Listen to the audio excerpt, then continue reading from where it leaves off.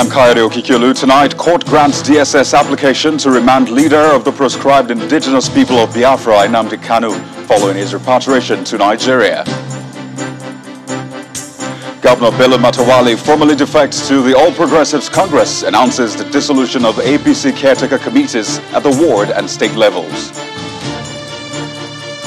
Well, the People's Democratic Party vows to take over central government in 2023, despite the wave of defection by its governors to the ruling APC to challenge Matawalle's decision in court.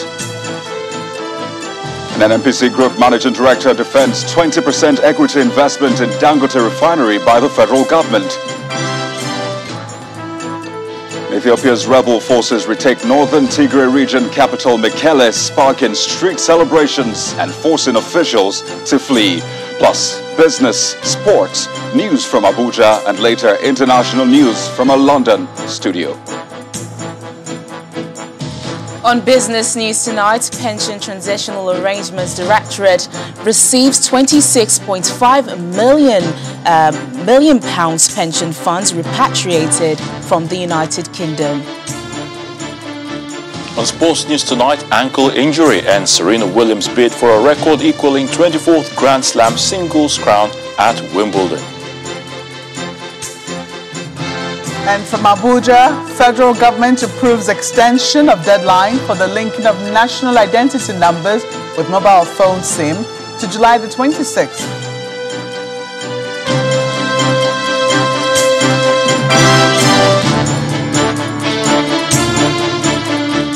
After years of jumping bail, leader of the proscribed indigenous people of Biafra, Nnamdi Kanu, is back in the custody of the Department of State Services, DSS. Well, this follows the decision of the Federal High Court in Abuja, which granted the request by the federal government to detain the IPOB leader ahead of the resumption of his trial. Justice Binta Nyako also granted the application for accelerated hearing of his trial on July the 26th and 27th, instead of the earlier adjourned date of October the 20th. Mr. Kanu was intercepted on Sunday, June the 27th, and brought back to Nigeria to continue his trial, according to the Attorney General of the Federation, Mr. Abubakar Malami, who briefed journalists in Abuja earlier today. The Attorney General of the Federation and Minister of Justice, Mr. Abubakar Malami, the Inspector General of Police, and members of the Department of State Service arrived for the news conference. It's a highly prioritized security briefing as the Minister of Justice announces the arrest of Nnamdi Kanu, the self-acclaimed leader of the indigenous people of Biafra. Self-acclaimed leader of the proscribed secessionist indigenous people of Biafra, Nnamdi Kanu has, for your information, been intercepted through the collaborative efforts of the Nigerian intelligence and security services. He has been brought back to Nigeria in order to continue facing trial after disappearing while on bail regarding 11-count charge against him. Nnamdi Kanu was first arrested on October the 14th, 2015 on an 11-count charge including terrorism, treasonable felony, illegal possession of firearms and publication of defamatory articles. He was later granted bail in April 2017 on health grounds after spending almost 2 years in detention. That bail was however revoked by the Federal High Court after the accused failed to appear in court. Kanu was later reported to have fled the country. The Minister of Justice says Kanu will now be made to continue his trial. Kanu is as at now being produced before Federal High Court in continuation of hearing of his case in respect of which he has evaded and indeed jumped bail. Moving swiftly to get the wheel of justice rolling again, the federal government rearranged Kanu before Justice Binta Nyako of the Federal High Court in Abuja. At the entrance of the court, heavily armed security operatives prevented journalists from entering into the courtroom. The federal government is here to ask the court for accelerated hearing and also to detain the accused in the DSS facility for security reasons, an application the court swiftly granted. And immediately, Nnamdi Kanu was moved to a DSS detention facility in Abuja. Nnamdi Kanu will be rearraigned in court on July the 26th and 27th as against the initial adjournment date of October the 20th. Meanwhile, a former director in the Department of State Services, Mr. Mike Ejiofor, is asking the federal government to go beyond prosecuting the leader of the proscribed indigenous people of Biafra, Nnamdi Kanu, and address the political concerns in the southeast region. Mr. Ejiofor, who says he's surprised at the rearrest of the IPOB leader, is however optimistic that it will further help address the security challenges in the region. He was speaking in an exclusive interview with Channels Television at his residence in Abuja.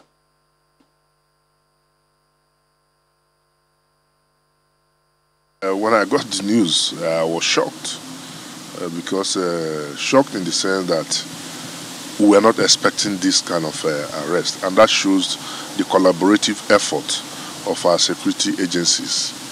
And the issue of this arrest is a major one. I must commend our security agencies because Nigeria, we must all agree, is drifting to the precipice, who have a lot of security challenges. And nobody is against Nnamdi Kanu's agitation for Biafra, but it should be done in a proper manner, not with criminality. He has led a lot of people who have lost their lives innocently with this agitation, and he's outside the country propagating Biafra. So the best thing for him, I believe, he should come into Nigeria and lead his people so that they follow him, but not outside and people are losing their lives. I abhor criminality. That's the most important thing, because even though it must be noted too that Nnamdi Kanu has said that they are not responsible for the killings in the East, but we should have a right to life, sanctity to life. People are being beheaded. He opened his mouth, he caused Nigeria a zoo, and he said he has placed 100 million naira bounty on a sitting governor. These are reckless statements, and I believe that the law should take its course. I wasn't actually expecting that he was going to be arrested, but I know that international collaboration, if Nigeria collaborates with the Interpol and our own security agencies, they work with the NIA, yeah, he could be arrested. But it was a big surprise to me that they could just effect the arrest simply like that, because of he has made a lot of noise and has a large followership, and it's a healthy, very healthy development for me as a person. Well, the coalition of northern groups says it received the news of the arrest and repatriation of Mr. Nnamdi Kanu with mixed feelings of apprehension and appreciation. The group says it commends the efforts of the federal government and security agencies on the one hand, and on the other, remains apprehensive until the full course of justice takes effect. The group is asking that Nnamdi Kanu should not only face the charges of treasonable felony and jump in bail, but shall also be charged for incitement of violence and killings of people of other ethnicities, particularly security personnel, as a result of his open incitement. The Conference of Northern Groups adds that while Nnamdi Kanu faces trial, this is the right time to tackle the Biafran issue once for all. And on to politics, Governor Bello Matawalle has formally announced his defection to the All Progressives Congress APC in Zamfara State. Governor Matawalle, who spoke in Hausa, says he had been nursing the ambition of leaving his party PDP for several reasons. He also announced that he is now the leader of the APC in Zamfara State, with a readiness to work with everyone wishing to contribute to the rapid development of the state. The National Caretaker Committee chairman of the APC and governor of Yobe State, Mai Mala Buni, who handed over the flag of the party to Governor Matawalle, congratulated him for defecting to the party. He explains that based on the provision of the APC, Governor Bello Matawalle is now the leader of APC in Zamfara State, while the State Caretaker Committee has been dissolved. Governor Matawalle joined the APC with all members of the State House of Assembly and National Assembly, except a representative from Anka Talatamafa Federal Constituency, who remains in PDP. The rally was attended by the Secretary to the Government of the Federation, Mr. Boss Mustafa, governors of Kogi, Niger, Katsina, Kaduna, Kano, Borno, Ogun, Jigawa, Plateau, and KB State, as well as the Minister of Humanitarian Affairs and others.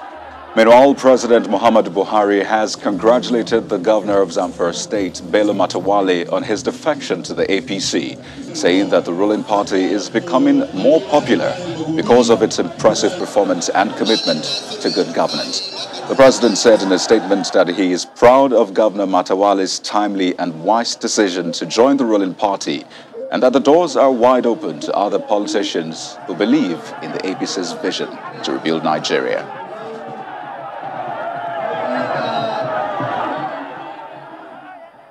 Meanwhile, the state deputy governor, Mahdi Aliyu Gusau, did not decamp to the APC, and he has been speaking on his decision to stay back in the PDP. Mr. Aliyu said all along the governor had been planning his defection to the APC without carrying him along, but he wishes Governor Matawalle well on his new political sojourn.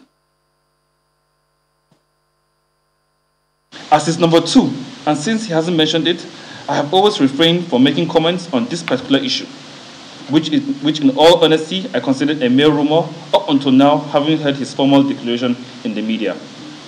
I wish to state for the record, at no time have I been informed or consulted of any planned defection, either by my boss, the party, nor anyone else for that matter. I have also not been invited, either in my official or personal capacity, for any planned defection. For all intents and purposes, it is obvious the decision to leave me out of it is deliberate, and perhaps another ploy to sow discontent in my relationship with His Excellency. I wish to seize this opportunity to extend my sincere regards and good wishes to His Excellency, Dr. Bello Matawalle Moradun, over his decision to defect to the APC. After due consultation with my family, friends, supporters, especially members of my party, the PDP, I have decided to remain in my political party, the PDP, while continuing to serve His Excellency, Dr. Bello Muhammad Matawalle Moradun, and the state in my elected capacity as the Executive Deputy Governor. Well, there's more. The National Working Committee of the People's Democratic Party says the party will take over the federal government in 2023. But that's despite the wave of defection by its governors to the ruling All Progressives Congress. The national chairman of the PDP, Mr. Uche Secondus, stated this in reaction to the recent defection of PDP governors to the ruling APC. He notes that the PDP will go to court to challenge the decision of the Zamfara state governor to dump the party.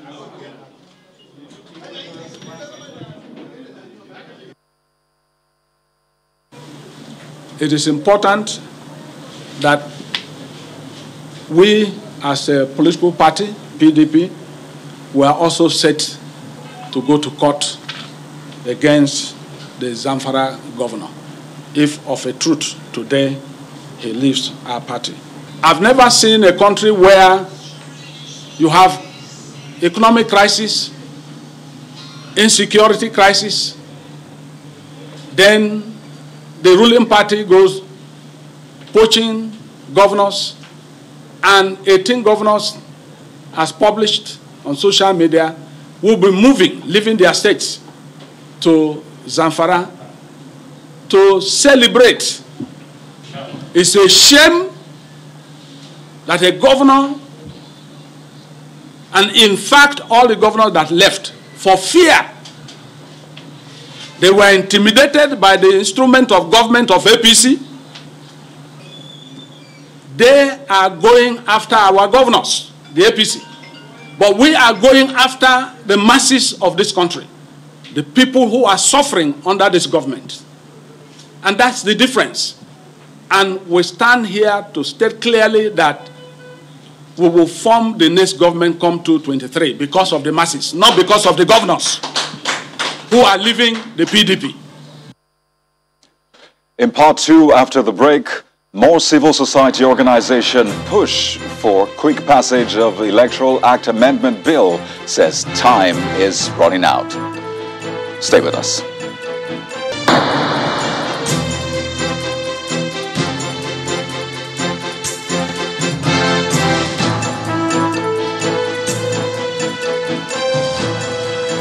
Welcome back. If you've just joined us, you're watching the news at 10 live on Channels Television Lagos. A reminder of our top stories. Court grants DSS application to remand leader of the proscribed indigenous people of Biafra, Nnamdi Kanu, following his rearrest and repatriation to Nigeria. Governor Bello Matawalle formally defects to the All Progressives Congress, announces the dissolution of APC caretaker committees at the ward and state levels. The People's Democratic Party vows to take over central government in 2023, despite the wave of defection by its governors to the ruling All Progressives Congress to challenge Matawalle's decision in court. An MPC Group Managing Director defends 20% equity investment in Dangote refinery by the federal government. And Ethiopia's rebel forces retake northern Tigray region capital Mekelle, sparking street celebrations and forcing officials to flee.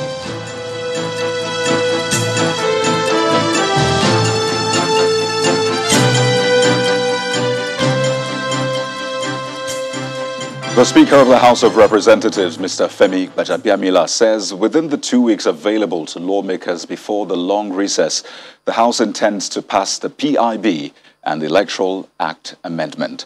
He stated this during plenary while describing both bills as crucial. Meanwhile, the House has confirmed the appointment of Major General Farouk Yahya as the Chief of Army Staff. Our correspondent Terry Kumi has the details and more happenings in the House of Representatives. Lawmakers in the Green Chamber resumed plenary after 2 weeks of recess to mark the end of their second session. The Speaker reads a communication from President Muhammadu Buhari for the consideration of the 2021 supplementary budget. For a total of 895,842,465,917 naira only. Given the urgency of the request, I seek the cooperation of the National Assembly for expeditious legislative action on the Supplementary Appropriation Bill 2021. He goes on to speak on two pieces of legislation which have been generating public interest. We have the Petroleum Industry Bill and the Electoral Amendment. The Electoral Amendment. These two pieces of legislation are landmark pieces of legislation, and we need to pass these two before we leave for the summer break. 2 weeks is a very short time, but we must do this work and we must do it thoroughly. Meanwhile, two PDP lawmakers, Legoy Dagbo and Michael Etaba from Cross River State, defect to the All Progressives Congress. Their defections come weeks after the state governor, Ben Ayade, defected from the PDP to the APC. As plenary progresses, a point of order is raised by Representative Mark Bila, drawing the attention of the House to the failure of the Committee on Banking and Currency to act on his motion against the CBN's freezing of accounts of EndSARS protesters last year. I have done my preliminary checks and I have seen that there was no statute giving the CBN and the CBN governor any power to freeze accounts before 12th November 2020 when Mr. President assented to the new BOFIA Act. So I want to raise the importance of this issue and crave the leave of Mr. Speaker to reassign this matter to an ad hoc committee to look into. The matter is extended for 14 days for you to bring a report as per the complaint of Honorable Bila. Then the Deputy Speaker takes over as the House considers and approves the report of the Committee on Defense recommending the confirmation of the Chief of Army Staff, Major General Farouk Yahya. Terry Ikumi, Channels Television News. Well, incidentally, outside the chamber, a coalition of civil society organizations in Abuja, led by former presidential candidate of a young progressive party, Professor Kingsley Moghalu, was asking the National Assembly to, as a matter of urgency, pass the new Electoral Act Amendment Bill before proceeding on recess in July. The civil society group made the demand at the National Assembly gate in Abuja, insisting that the non-passage of the Electoral Amendment Bill poses serious danger to the credibility of future elections. The group also notes that the bill, when passed into law, will help to address the country's growing voter apathy.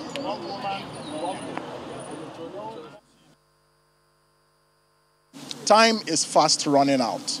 And I urge the 9th National Assembly to do what is necessary so that history will record that our legislators answered the people at a time of need. The legislators represent the Nigerian people. The Nigerian people are choking from the absence of real democracy, which has led to bad governance in our country. What's stopping this bill from being enacted? The more it's delayed, the closer it gets to the election, the more difficult it becomes to put in place the logistical arrangements to make it work. So, you know, we hope that there will be no sabotage to democracy. Many people, especially young people in this country, simply do not want to go and vote because they have no trust in the electoral process. The young population that represents most of Nigeria's population simply have become disillusioned. They don't want to participate in elections. There are people who also are agitating for secession because, again, there's no trust in the system. Trust has broken down. Passing this electoral amendment bill will go a very long way to restore the legitimacy of the Nigerian state. And so I ask the National Assembly that there be no more delays, no further delays. The time is now. The Oyo State Governor, Seyi Makinde, has dissolved the state's Executive Council with effect from today. In a statement by the Chief Press Secretary to the Governor, Mr. Taiwo Adisa, after today's council meeting that lasted for about 5 hours, 17 commissioners, including the Chief of Staff, have been relieved of their duties. But the Secretary to the State Government, the Head of Service, and the Director General of Due Process Office are to keep their jobs. The Cabinet was first constituted on August the 14th, 2019, following Governor Makinde's victory in the March 9th, 2019 election. Let's now cross over to our Abuja studio for more on the news at 10 with Makwe Ogun-Yusuf. Hi, Makwe. Hello, Kayode. It's good to see you. Now, there is no resource-dependent country that will watch a business bordering on energy security and fold its arms without having a say in the operational decisions of such a business. That's according to the Group Managing Director of NNPC, Mr. Mele Kyari, while answering questions on the rationale behind NNPC's acquisition of equity in Dangote Refinery. Mr. Kyari insists that this development will have a huge benefit, making Nigeria a hub for petroleum production and supply, thereby improving the oil and gas industry. Dangote Refinery will come to work. By 2022, it should come into production. And what that will do is to deliver over 50 million liters of gasoline, to be specific, into our markets. We're also working on that. I have a connection. We're also working on our refineries to make sure that we fix them. We have awarded the contract for Port Harcourt refinery rehabilitation.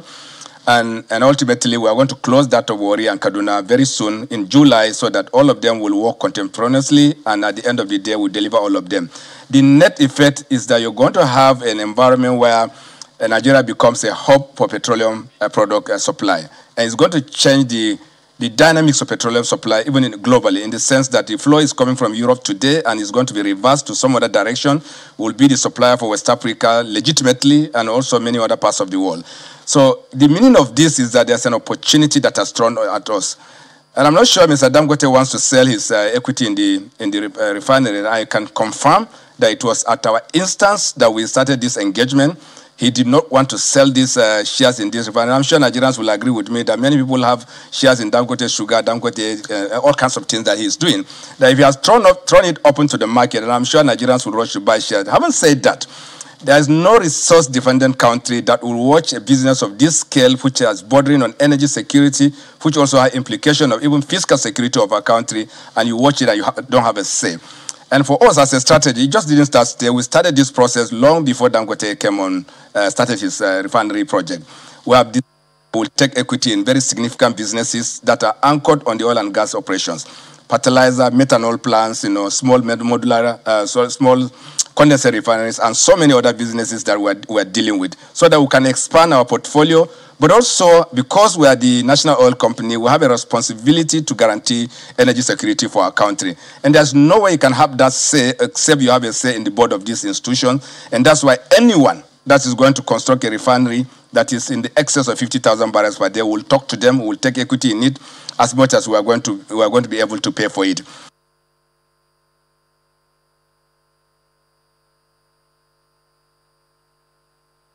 Meanwhile, the federal government has approved the extension of the deadline for NIN SIM data verification to July the 26th this year.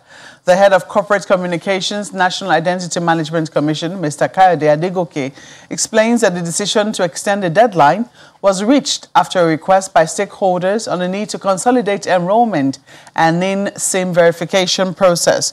He says this latest development also follows the increase in the number of enrollment centers across the country to 5,410 as of June the 28th this year.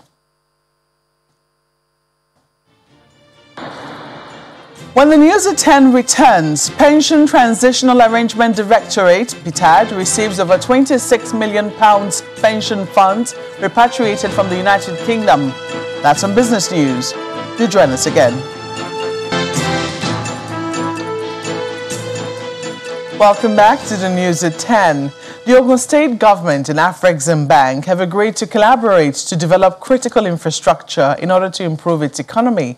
The expression of interests were demonstrated by the State Governor, Dapo Abiodun, and the Chairman of the Board of the Directors of the Bank, Professor Benedict Orama, during a courtesy call at the Governor's office in the state capital. In this collaboration, Afrexim Bank has agreed to invest over $200 million in infrastructure, healthcare, agro-cargo airport development, among others.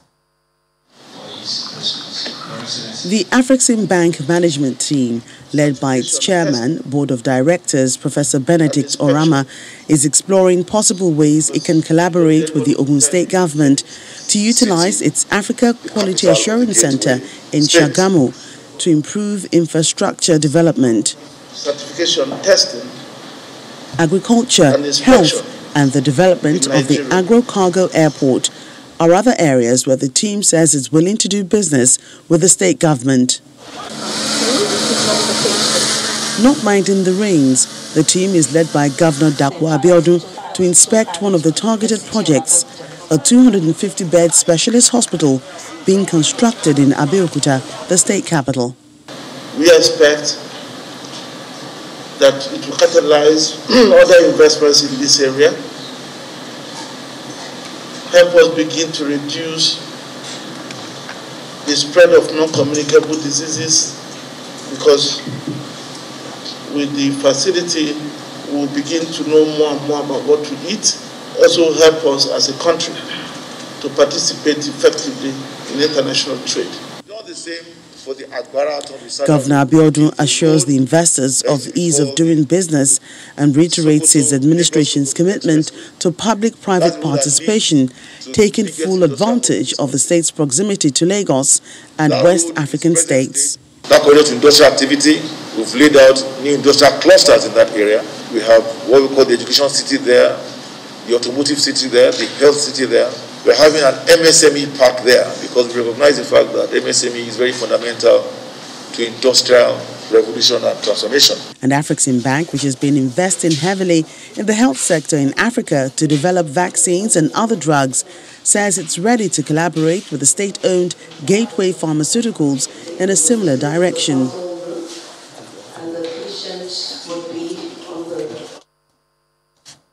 In the south of the country, the Rivers State government has flagged off the Woji Aleto Alesa Refinery Road and Bridge in Obiakpo local government area of the state. According to Governor Nyesom Wike, the road, when completed, will ease the traffic currently experienced in the ever-busy industrial hub. The special guest of honor and former governor of Abia State, Theodore Orji, describes Governor Wike as a nationalist who embraces people across divides.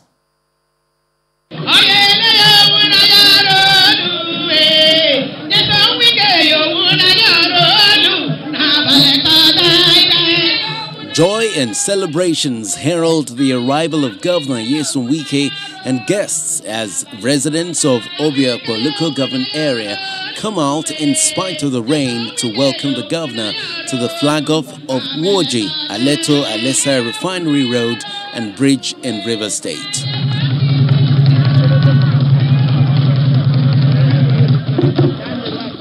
Connecting communities is important for growth and development, and a brief summary of the project is rendered by the Special Advisor to the Governor on Special Duties.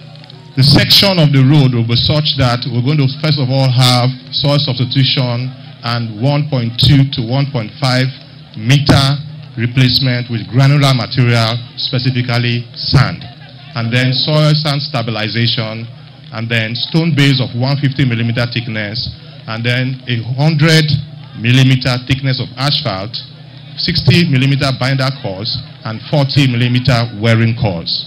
For the governor, who is keen on alleviating the sufferings of his people, he reiterates the plans of his administration compared to previous administrations. I brought the Minister of Sports. He came and commissioned the Madrid Academy. I brought Minister of Health. He came to commission Mother and Child Hospital and laid the foundation for Dr. Peter Odili Cancer and Cardiovascular Center. I brought Minister of Agriculture. He came and commissioned the cassava processing plant. I brought Minister of Works, His Excellency, Wazir Fashola. He came and commissioned Rebisi. The guest of honor tells the public that Governor Wike is sincere in his commitment to the people of Rivers State and seeks their continuous support for the governor and the People's Democratic Party. I'm not the only person that has come to do this. You have said it here. Many personalities have come from different divides, both PDP, APC, APUGA, all. They have come here and done the job. What does that show? It shows that we are running an inclusive government. The governor later proceeds to Rumigbo to commission the network of roads there, as well as others around the old government reserved area. Before inviting his special guest, the former governor of Abia State, Senator Theodore Oji, to cut the tape, Governor Wike says the project is a promise kept. I give God the glory today as we speak to you. To the glory of God, every part of OGRA, every part of OGRA has been done.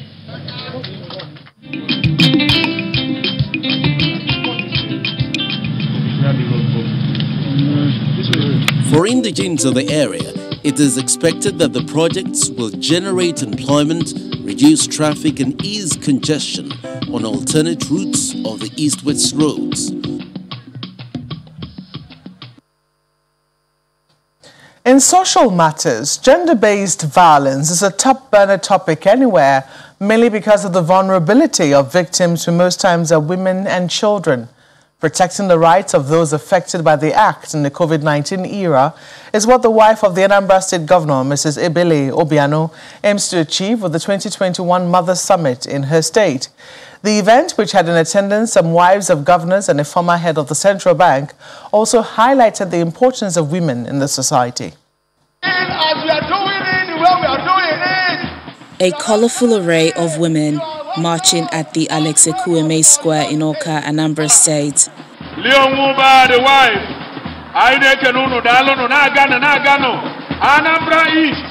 Their mission is to celebrate their gender as well as their roles as mothers and wives. It's the 2021 Mother Summit with an extra theme which looks at gender-based violence in a COVID-19 world.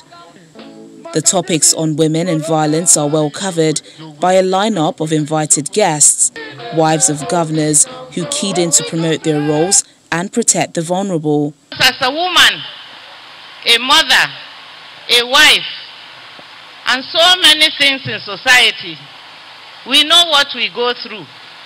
But yet, you find women with full vigor celebrating life.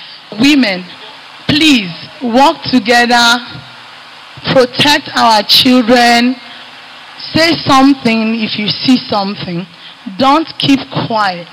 As mothers, as the gatekeepers of the home, we have so much to do to protect our children, because whatever happens, the mothers bear the brunt. Tell mothers to ensure that they know what their children are doing.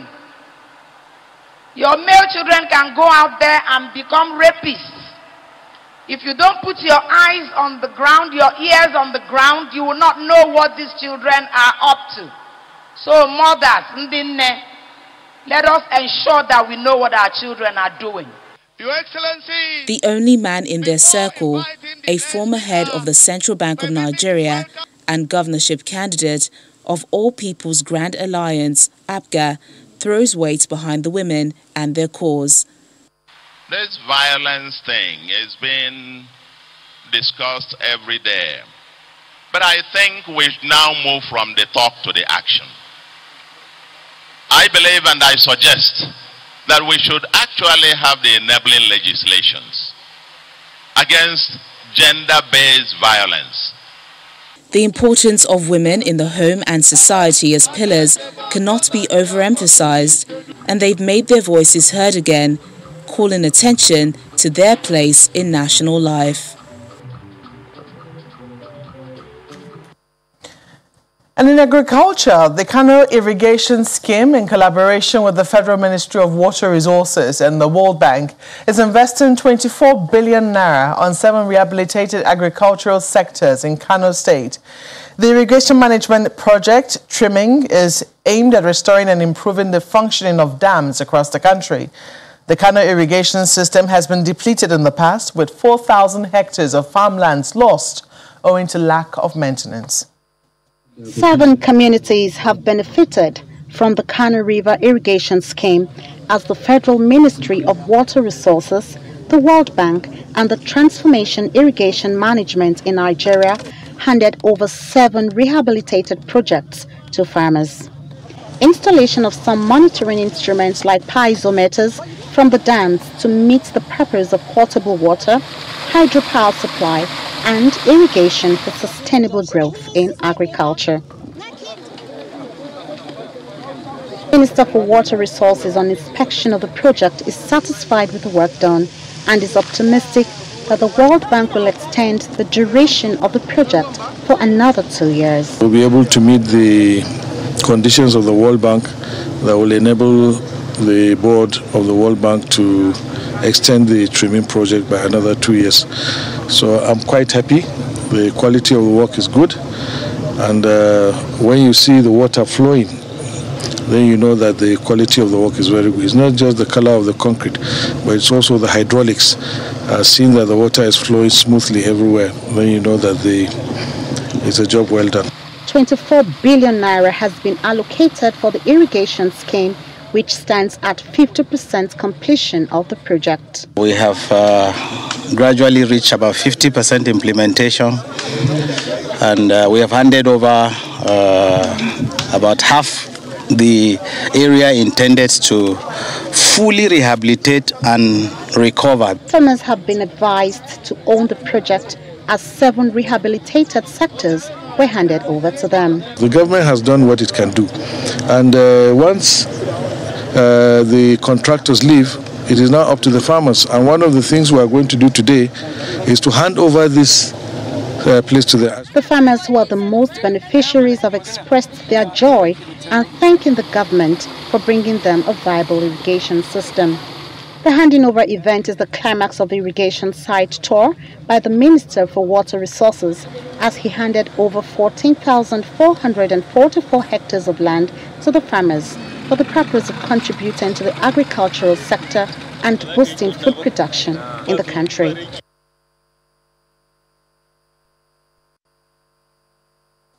And that's all from Abuja. Teniola Shobowale is standing by in Lagos with business news.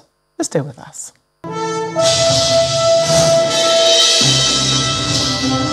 Thanks a lot, Malkwe. The Pension Transitional Arrangements Directorate has received more than £26.5 million pension funds repatriated from the United Kingdom.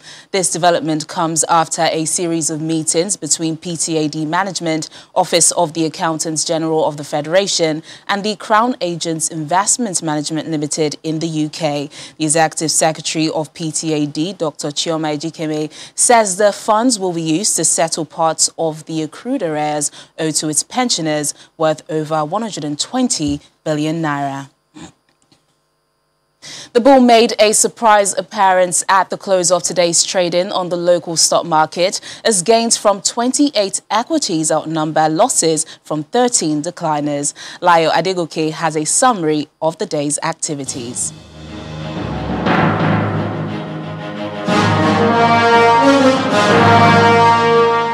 Thank you for joining us for the Stock Market Report. Well, in a quick move, the equities market managed to snap up some of the losses recorded in Monday's session after investors made bargain hunting for some fundamentally sound stocks on the NGX. As a result, the market's main index rose by 0.15%, while total value of listed equities went up by 29 billion naira, all thanks to gains from key components across 4 out of the 5 sectors of the major market. Similarly, the overall volume of shares traded today surged by 40.06% against the turnover recorded in the previous session. Number of deals was also in the green, but the value was slightly lower. Well, Wednesday will be the last trading day for June, as well as the end of the second quarter and the first half of the year. And so far, the month has recorded mixed performances. So let's keep our fingers crossed for the outcome of the final trading day of the month and for the remaining part of the week. That's it on the Stock Market Report. I'm Layo Adegoke. Well, it's also a similar positive picture for major global markets across Africa, the United States and Europe, while Asian markets closed in the red. Well, let's take a look at some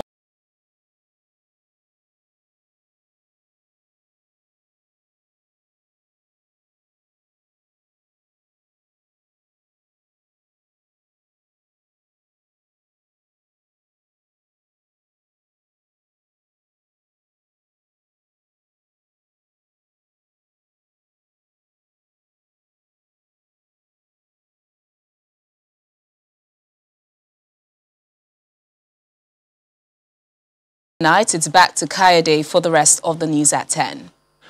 Well, thank you, Tenny. Rebel fighters in the Tigray region of Ethiopia are continuing to gain ground after capturing the regional capital, Mekelle, from government forces. Well, let's head over to our London studio where Simon Pusey has more on this and other international news and around the world in 5.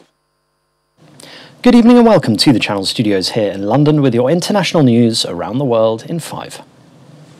Rebel forces in Ethiopia's northern Tigray region have retaken its capital Mekelle, sparking street celebrations and forcing officials to flee. Residents in Shire Town honked their horns and cheered after Eritrean forces left the northern city. The government, which took Mekelle in November after rebels rejected political reforms and captured army bases, has now called a humanitarian ceasefire in the region. Leaders have, though, pledged to drive out rebels from the region, suggesting fighting will continue despite the ceasefire declaration. South Africa's former president has been sentenced to 15 months in jail by the highest court in the country. Into allegations of state capture, corruption and fraud. The Constitutional Court found Jacob Zuma guilty of contempt after defying the court's order to appear at an inquiry into corruption while he was in charge. The former president was not in court to hear the majority ruling and repeatedly declared that he was the victim of a giant political conspiracy. Demolitions have begun in the Al Bustan area of Silwan in occupied East Jerusalem. Israeli forces, accompanied by bulldozers, entered the Palestinian neighborhood and destroyed a butcher's shop in Silwan. Israeli forces fired rubber bullets to disperse angry Palestinians amid calls through mosque loudspeakers for residents to gather to protect their homes. Nearly 130 Palestinian families face the destruction of their homes to make way for a religious theme park.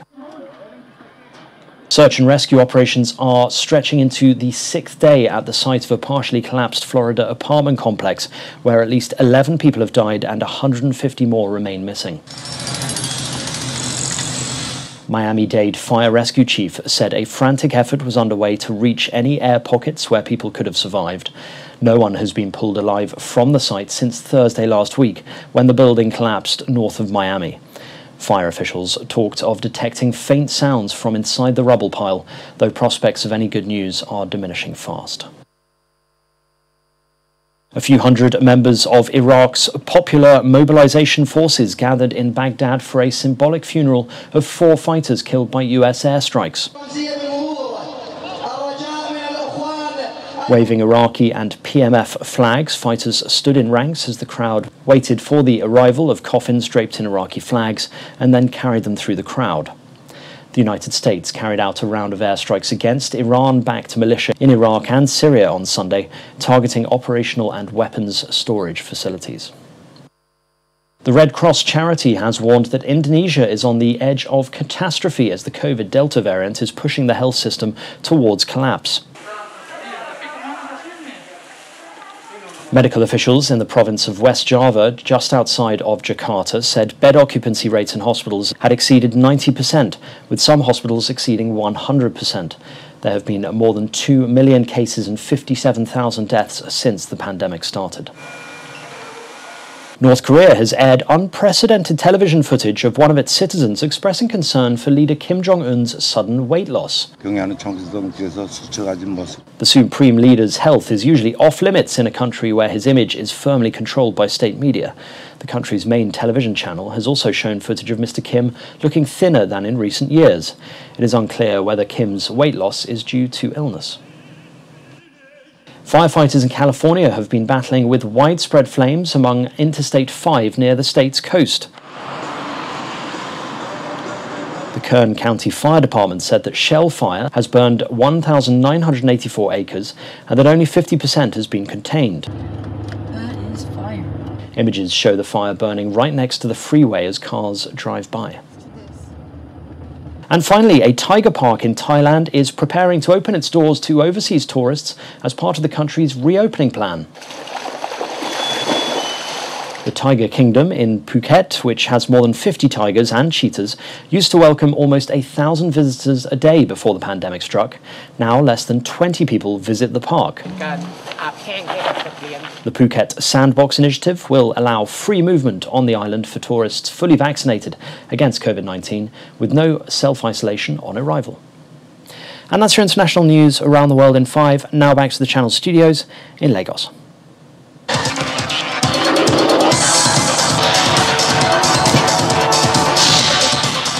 Many thanks, Simon. Serena Williams' bid for a record-equaling 24th Grand Slam singles crown has ended in tears at Wimbledon as an ankle injury forced her out of a first-round match with Alexandra Sasnovich. Serena had broken to lead 3-1 against her Belarusian opponent when she turned her left ankle badly. Serena seemed to do the damage when she rocked backwards on the baseline before unleashing a forehand back to her opponent. 8-time champion Roger Federer has avoided a huge Wimbledon upset as injury robbed France's Adrien Manarino of the chance to earn a memorable victory. Federer trailed 6-4, 6-7, 3-6, 4-2 when Manarino slipped and injured his knee. Manarino battled on and lost the 4th set, then retired after 1 point in the decider. In the European Championships, England struck twice late on to end a 55-year wait for a knockout-tie victory over Germany at Wembley to reach the quarter-final stage. Raheem Sterling made a decisive breakthrough after he steered in Luke Shaw's cross after 75 minutes. And then Harry Kane got his first goal of the tournament. In the other game, Sweden lost to Ukraine at Hampden Park in extra time. Frank de Boer has left his job as manager of the Netherlands after a shock European Championship last 16 defeat by the Czech Republic. De Boer was appointed last September to replace Ronald Koeman. Well, the Dutch Football Federation says the decision is in line with the contract between both parties, which required a place in the quarter-final stage. And that's sports news.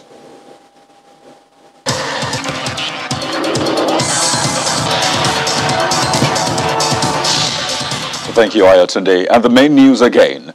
The Federal High Court in Abuja today granted the application by the federal government to remand the leader of the proscribed indigenous people of Biafra, Nnamdi Kanu, following his rearrest and repatriation to Nigeria. Well, that's the news at 10. Thank you for watching. I'm Kayode Okikelu. Good night.